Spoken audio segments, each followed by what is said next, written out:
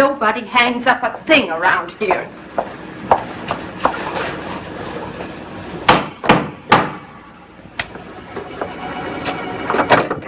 Yes? I'd like to see Mrs. Stoddard, if you'd be so kind. Mrs. Stoddard? This is Collinwood, isn't it? Yes. And the mistress here is Mrs. Elizabeth Collins Stoddard, is she not? Yes. Then perhaps you'd do me the courtesy to inform Mrs. Stoddard that her cousin is calling and wishes to pay his respects. Her cousin? Yes, her cousin from England. From England? Oh, please, come in. I'd be delighted, thank you.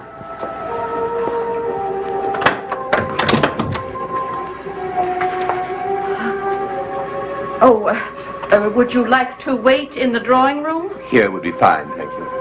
Oh, well, I'll let Mrs. Stoddard know you're here.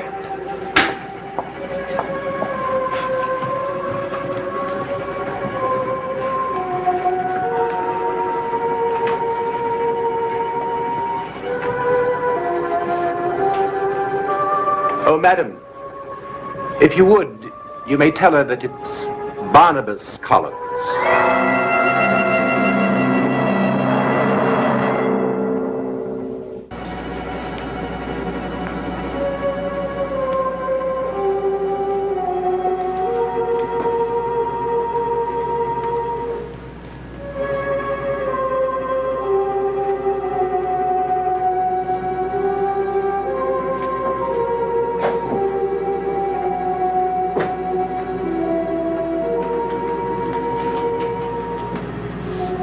I don't believe it. I beg your pardon. It is Barnabas. And you're Elizabeth, cousin Elizabeth. Cousin Elizabeth. Yes, I guess I am. I apologize for coming without letting you know in advance. It's uncanny. What is? With that portrait over there, have you seen it? Yes. It's extraordinary, isn't it? Well, if it weren't for the clothes, well, forgive me for staring, but for the moment it seems as though I'd seen a Ghost? Well, the likeness is remarkable. I can hardly believe it.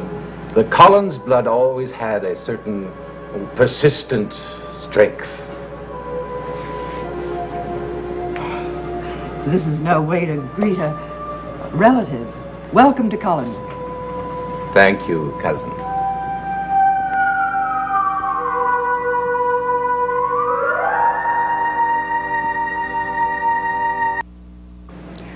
Forgive my curiosity, but I understood that Barnabas Collins, the son of Naomi and Joshua Collins, died a few years after he went to England.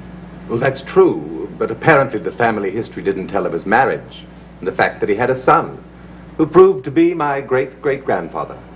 It's strange that no one ever heard of it.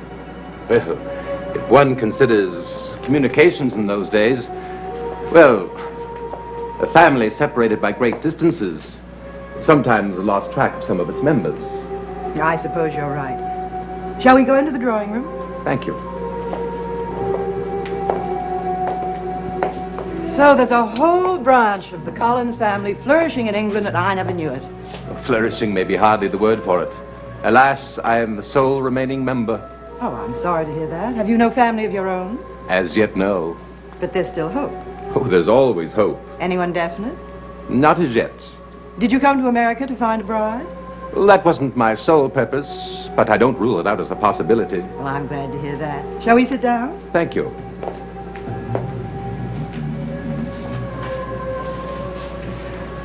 What were your reasons for coming to America? Was it a business trip or just a visit? Forgive my asking all these questions. Well, at the moment, I consider it a visit. But there's some likelihood that I may settle here permanently, in Collinsport. I can hardly believe it. Another Collins, I can't tell you how pleased I am. Now, you're descended from Barnabas Collins, but the rest of the family, the whole history, I want to hear it. Please give me the details. There's really very little to tell. Oh, I doubt that. Well, perhaps there's too much for this initial visit. After all, I only wanted to present myself and pay my respects. Oh, but surely you'll stay for dinner. Oh, I wouldn't want to impose on your time any further. I did come unannounced. Oh, that doesn't matter. Please stay a little while longer. You have other cousins to meet. My brother Roger and his little boy David and my daughter Carolyn. I look forward to it eagerly. But perhaps another time. I may come again, may I not? Oh, certainly. And please don't feel that you have to be so formal. You're very kind. I realize I should ask you to stay here at Collinwood, but at the moment, the household is a little upset. We have temporary guests. Oh, please, even to think of it is sufficient courtesy. But I think you'll realize when I say that I'd prefer more independent quarters. I understand perfectly. But you must come again, and often. I shall.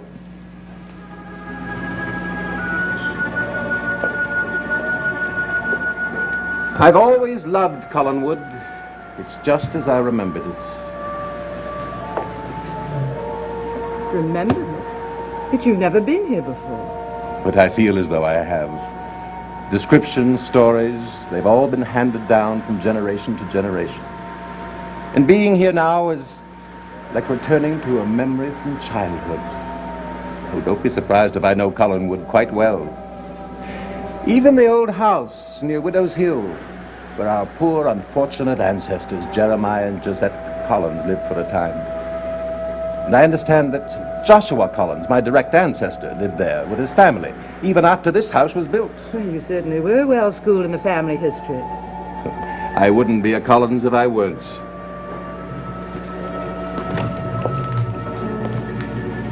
And I wouldn't be a Collins if I didn't recognize in my blood, in my soul, that my roots are here. And perhaps my destiny. Oh, forgive me. I tend at times to romanticize. Promise you'll pay no attention. I understand. Well, now I must go. Oh, you must be tired after your trip. Yes, it was a long and difficult journey. You must be exhausted. Like coming from one world to another. Is life in England so different from it is here? Oh, no, of course not. And yet, so much is so different. But Collinwood hasn't changed. I mean, from what I've always heard. And I can't tell you how grateful I am for that. How very grateful.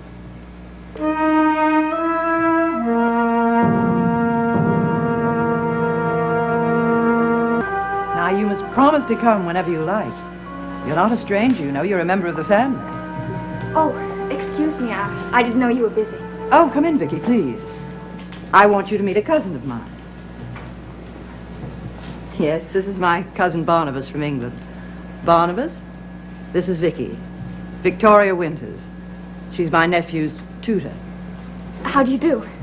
I'm very pleased to meet you. I don't have to tell you that Mr. Collins is a descendant of the young man whose portrait hangs in the foyer. No, you don't. You look so much alike. Vicky is more like one of the family than a tutor. Do you let them call you Vicky when your name is Victoria? Why, yes. We're not very formal with each other. But the name Victoria is so beautiful to me, I couldn't possibly surrender a syllable of it. Oh, forgive me. As I explained to my cousin, I indulge in, fanciful attitudes from time to time. They're not to be taken seriously. And now, good evening. I'll take you to the door. Oh, no, please. I'd feel more at home if I let myself out. Goodbye, Elizabeth. Goodbye, Miss Winters. Miss Victoria.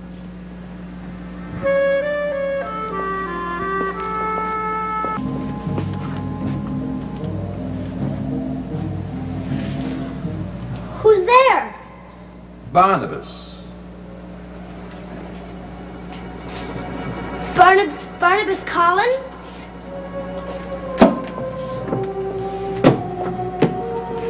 You recognize me? Oh, well, yes. I've seen your portrait 1,000,000 times. My portrait? You mean my ancestor's portrait, don't you? You mean you're not the man from the portrait in the foyer? How could I be? You mean you're not a ghost? Do you really think I am? Of course. I'm not sure I believe you, David. How do you know my name? Your Aunt Elizabeth told me I had a cousin named David. Cousin? No kidding, you're my cousin? And you're not a ghost? Well, if I were a ghost, would you be talking to me so calmly? Yes, I would. I've talked to ghosts before. You have? Yes, right here in this house. And when you came in, I thought I was seeing another ghost. I'm sorry to disappoint you. That's okay. So you're really my cousin? That's right. Now tell me more about those ghosts.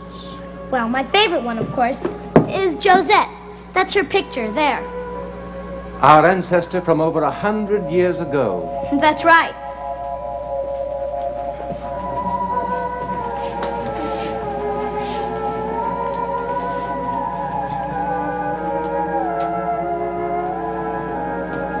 But at sunrise, when the sun comes over the ocean, everything begins to change color.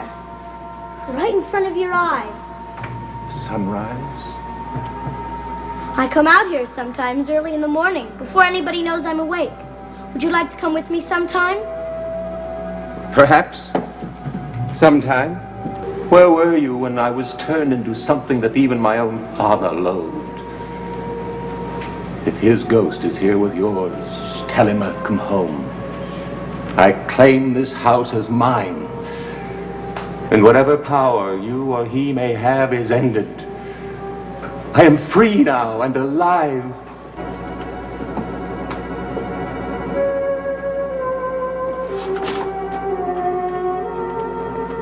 Miss Winters. Oh, Mr. Collins. I'm afraid I startled you. I'm terribly sorry. I didn't think anyone would be here. It's all right. I was revisiting my ancestral past. You seem to be having difficulty with the door. Oh, the wind blew it shut. The wind. Yes, the wind can do things like that. There you are. But that door was shut tight. How did you open it? It requires a technique and a little practice. You sound as though you spent a lot of time here. Do I?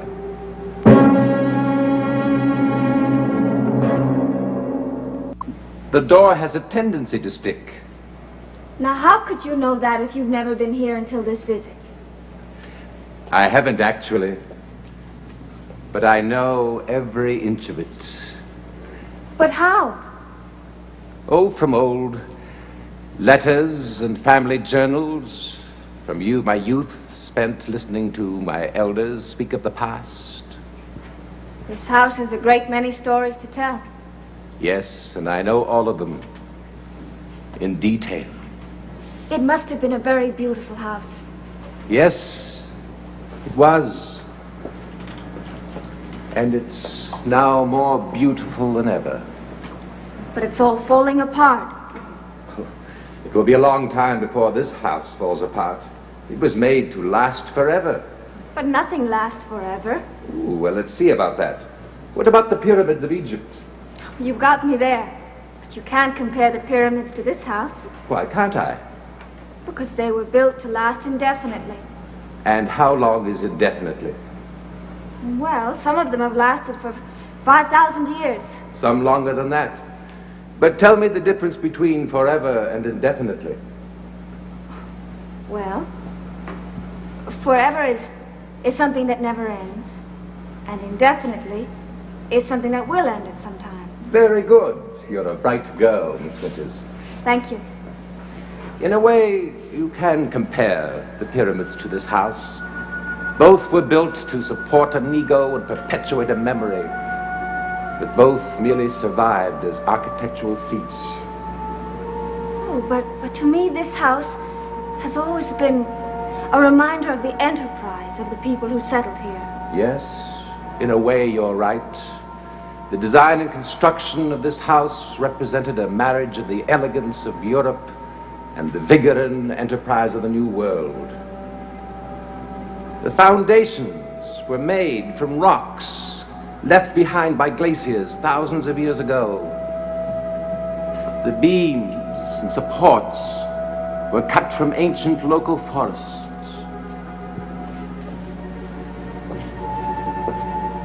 The plaster walls were made from crushed clamshells and horsehair. Bricks were imported from Holland. That dusty chandelier, brought over from France, gleamed with hypnotic brilliance. Let That faded wallpaper was especially designed by a Belgian artist. The parquet floors were installed by an Italian craftsman. Cornices and moldings were the effort of a Spanish craftsman. It was a house to be envied by a prince. But in spite of all this, the total effort was an agony to man. Men were driven to their limits. What should have been an act and labor of love became a hateful thing. There were the crippled and the dead.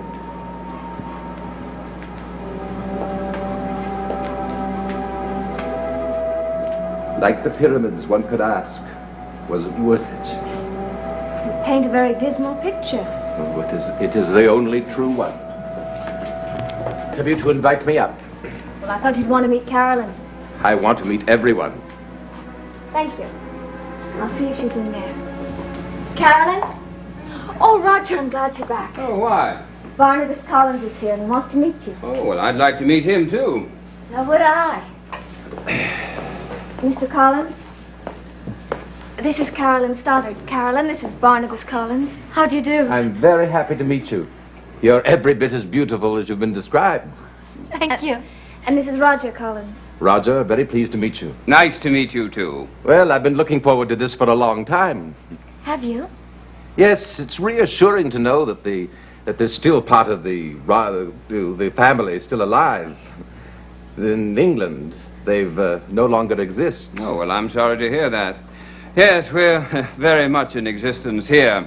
We're very much alive here. It's that aliveness that interests me.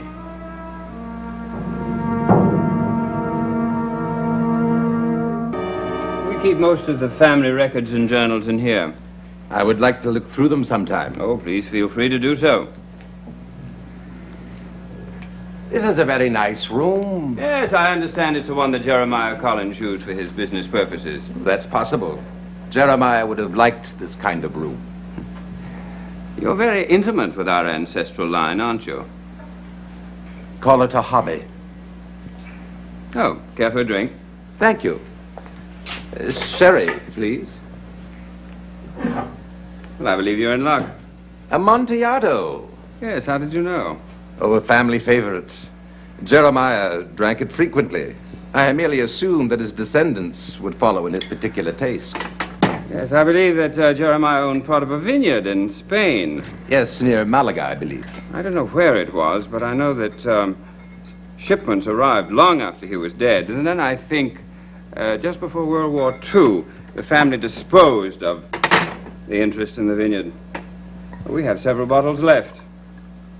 Well, here we are.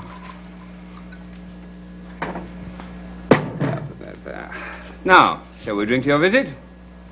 I'd rather drink to eternal health. Eternal health? Eternal life? To the Collins family. Well, that's rather a long time, but I'll drink to it.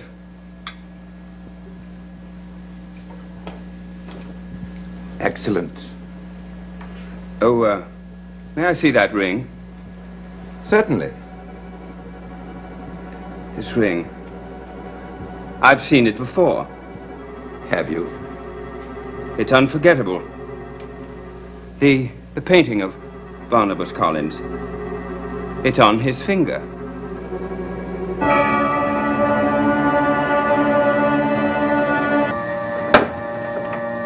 Well, Barnabas. Good evening, Roger. Well, please come in. Thank you. I don't usually visit so unexpectedly. Oh, that's all right. We don't stand on ceremony here. Here, let me take your coat. Thank you.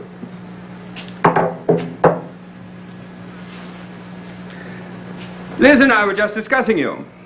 Were you?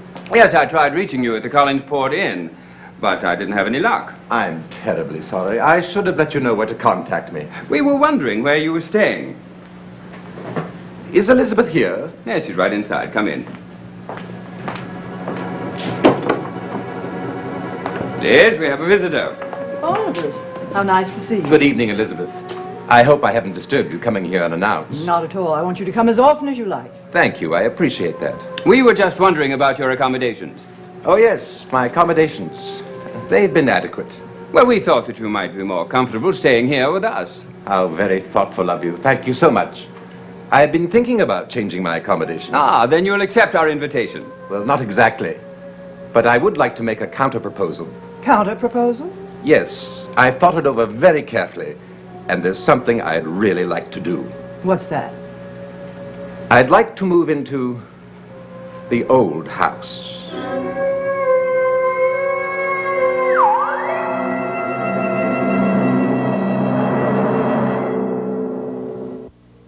I don't understand. I'd like to live in the old house. But it's not habitable. It's in a terrible state of decay. No, not decay. Disuse, perhaps. Lack of interest. But nobody's lived there for many years. That's the shame of it. Such a beautiful old structure, standing there so sadly empty, lonely. Why do you want to live there? That house has been on my mind for many years. I feel I belong there. I know every inch of it, everything about it. I was brought up with that house as the background to my family. I've watched my family gradually die away until I was the only member left of that entire branch of the Collins family. And we here in this house are all that is left of the entire family. Do you wonder why I feel so close to you? Why I've sought you out? I can certainly understand that. Well, I must admit, I find it surprising that you exist at all. What do you mean? Well, I heard that your predecessor, Barnabas Collins, went to England, died there, unmarried. I assure you that I'm the product of a proper marriage. You see, there was much bitterness in the family, and therefore lack of communication. There were even those who would like to have considered Barnabas Collins dead. But he lived on. He lived on and outlived his enemies. And so you can understand why I would like very much to live in that house. Would you stay there long? I don't know. I might not like it there at all, in which case I would leave. But I've looked it over very carefully, and I'm certain I'll be happy there. But it's so dreary and morbid. I find it suitable to me. I particularly want a quiet place. There's no electricity, I won't need electricity. and the place is filthy. I'll have it cleaned. Please, I want it understood that I'll be responsible for any expenses that may occur in connection with my staying there. I won't bargain with you, so you can charge me whatever rental fee you see fit. We wouldn't think of charging you rent for that place. Oh, that's very generous of you. But I wish you'd reconsider staying here with us. I think you'd be much more comfortable. Well, thank you so much for your offer, but I'm sure I'll be far more comfortable in the old house. Oh, I'm terribly sorry. I shouldn't presume. I realize that I'm an intruder here. Oh, you're anything but an intruder. I'm simply concerned about anybody staying in a place in that condition. So am I. Elizabeth, what other assurances would you like me to give you? Well, I'm not looking for assurance. Well, what then? It was just that I'm not ready to consider such a possibility. I know my proposal comes at you rather suddenly, but I do wish you'd think it over carefully. Well, you must admit it's a bit startling having a person of your obvious means wanting to live in such shambles. Oh, my wealth has nothing to do with it. It's simply that, well, to live in that house is an experience I feel I won't be complete without. I'm afraid I'm pressing myself on you, and I don't want to do that. But I assure you that once I'm there, you'll see very little of me. Oh, no, that isn't what I meant. I like you very much. In fact, I hope to see you often. It's just that I'm not ready to make such a decision. Then please take as much time as you like. I will not violate any trust you put in me. Well, I'll think about it for a few days and let you know. Thank you very much. And now, if you'll excuse me. Of course. Certainly, Liz. I'm afraid my proposal caught her off guard. Yes, it caught me off guard, too. Is it so absurd to want to live in that house? Now tell me truthfully, and perhaps I'd better forget about it. Oh, of course not. You're sensitive and sentimental. I can see that it would be quite meaningful to you. Then perhaps you could help Elizabeth to think about it. Yes, perhaps I could. I'd be most grateful. Yes, most grateful.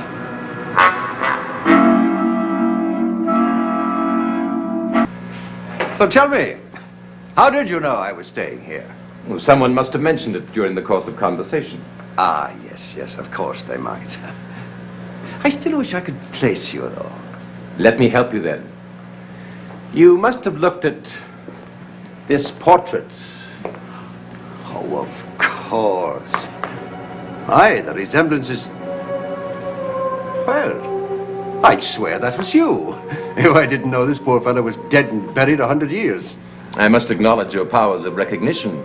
That's what I amaze myself sometimes. Well, then, judging by this painting, you definitely are a Collins. No doubt about it. And directly descended from this one at that. Quite right.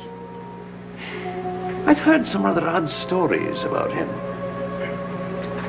What kind of stories? Well, having to do with all of the jewels that he had. What about them?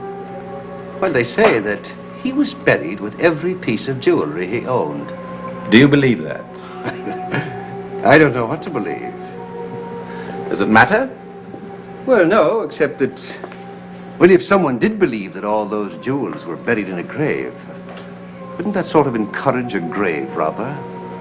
It might. Well, then, isn't it possible that this poor fellow's final resting place might have had an unwanted visitor? It's possible, but I could soon put your mind at rest. Could you? Yes. Anyone looking for this fellow's grave will never find it. Oh?